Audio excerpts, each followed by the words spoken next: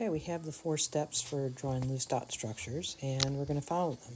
First, count up the valence electrons, which means to sum the group numbers of all atoms. All right, so we have 4 electron pairs. We have the outside atoms arranged around the inside atom. The inside atom is always the element listed first, unless there's some indication otherwise. Plus, hydrogen can never be a center atom because it can only accept 2 electrons. All right, so now we just connect up the outside atoms, and we see the octet is complete for all the hydrogen atoms.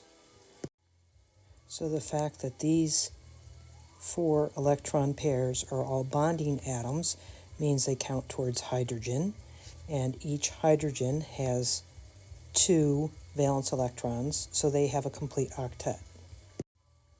So we have 2, 2, 2, 2 on all the hydrogen atoms. Now for the carbon atom, we have 2, 4, 6, 8 valence electrons. Now in Chem 110, all of our atoms are going to follow the octet rule. So we have a correct Lewis structure because we have the right number of electrons, and all atoms in the structure are following the octet rule.